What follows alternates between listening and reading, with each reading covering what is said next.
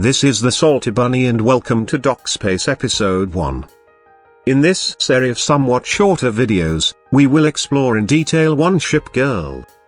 Today, we will focus on the third light cruiser from the Dido class, HMS Charybdis. That choice might seem quite random, but I thought it would be a good idea to give some attention to that mostly ignored cruiser. I know that her usage are a bit niche on the edges, but I think she could prove to be pretty useful for Chapter 13 or the recently released Chapter 13 hard mode. Well, you know me. If you don't, you will swiftly realize that I cannot go without some historical stuff before delving into the game. Let's get that part out of the way, shall we?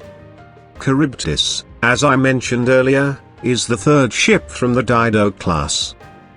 Being from the Dido group, she is named like all her sisters, from heroes or creatures of the Greek mythology. Charybdis in the myths was believed to be the daughter of Poseidon.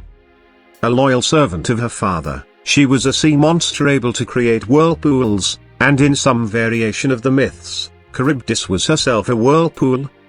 Keep that in mind, this should be relevant later. As the pennant number 88, she was commissioned in December 1941. Her primary role was intended to be an anti-aircraft and screening escort. She performed her task admirably in the Malta convoys, North Africa, Salerno and the Atlantic escorts. In 1943, the Admiralty had some sort of weird mental leap and sent her to intercept a German blockade runner convoy. During what is known today as the Battle of Set Heel, Charybdis took 2 torpedoes, launched from the German torpedo boats T-23 and T-27. Struck with mortal wounds, she went down, along with her captain and 400 servicemen on October 22, 1943, after a brief 30-minute struggle near the coast of France. Some of the victims washed up on Guernsey Island, occupied by Germany at that time. The 21 Royal Navy and Royal Marine men, despite the occupation, were buried on the island with full military honors. Over 5,000 of the islanders attended the funeral and laid over 900 wreaths. You can only admire that very British passive-aggressive gesture toward the occupiers. Luckily for us, people of culture and connoisseur of the maids, in Azur Lane, she is alive and well. Her eyes are pale grey and gentle. Her hair are generally loose and also grey with white highlights. She has a bright and cheerful disposition. Hard-working, she will pamper the commander, with moderation.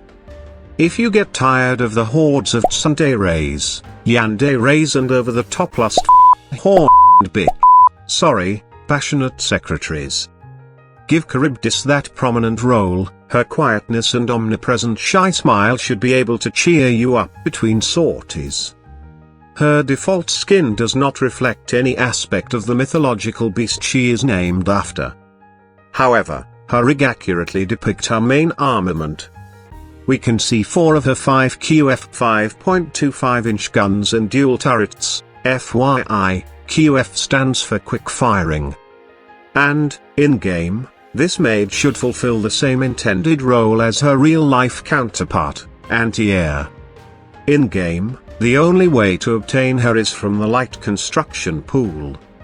She has a 55 minutes construction time.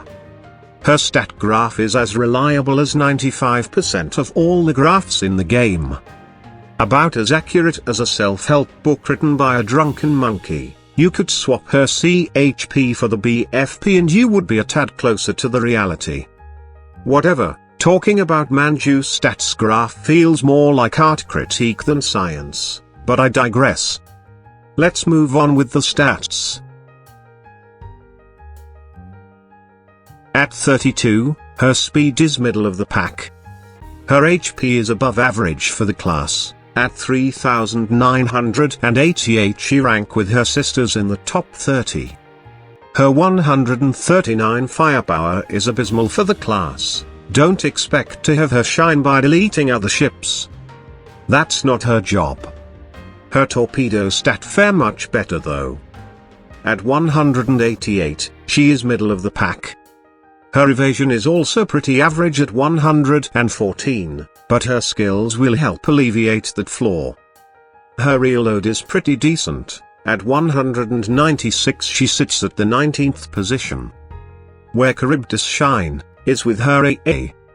Her 439 set her at the 8th position, and above her, there is her sister Scylla, and besides that, you will find Shimanto, the totally balanced Japanese PR cruiser, and the obvious platoon of Eagle Union light cruisers, San Diego 3 times, yeah?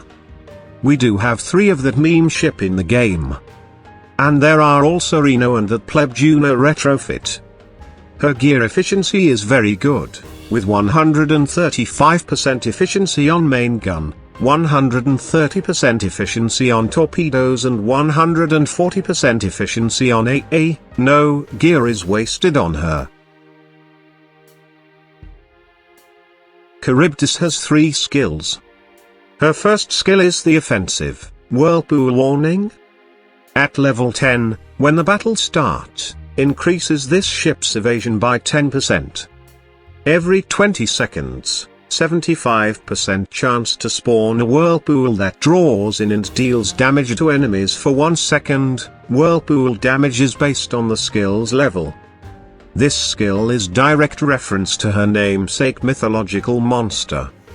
The unwritten perk of the skill is that the draw effect of the whirlpool does have the nice tendency to slow down / immobilize whoever get caught in it. That will greatly contribute in the deletion of the targets. Her second skill is an utility one, and the reason why for heavy AA need, Charybdis is an outstanding ship. The skill is single-minded or, for the Chinese, tunnel vision. At level 10 the skill reads, every time 2 enemy aircraft are shot down within your Vanguard's AA range, increases this ship's AA by 6%, can be stacked up to 5 times. Once, 10 seconds after the battle starts, and with a 70% chance every 15 seconds after the duration of the first activation, for 10 seconds, increases this ship's damage dealt by 30%, but increases her damage taken by 5%. So, in intensive anti-air fights, like pretty much the entirety of Chapter 13, her skill is always maxed out after a few seconds in the encounter. This push her already high AA stat by 30%. And the second gimmick of the skill will compensate a little for her poor firepower stats, with a slight trade-off of 5% more damage taken. But that can be fixed with gear.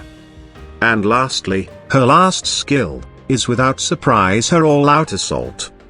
At full limit break, it triggers at every 10 times her main gun is fired. That's it for the stats.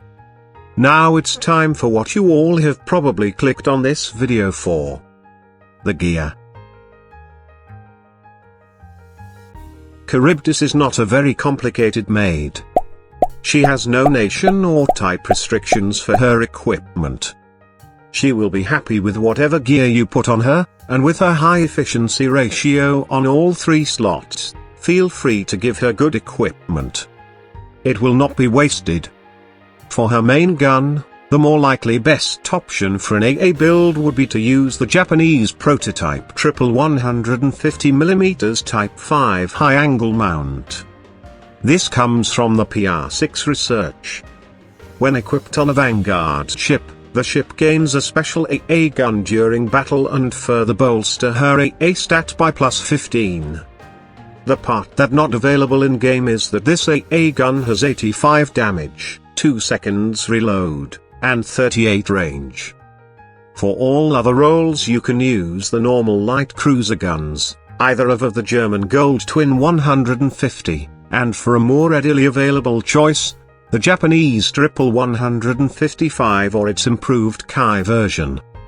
Or simply go with the German Purple Twin 150mm C/36.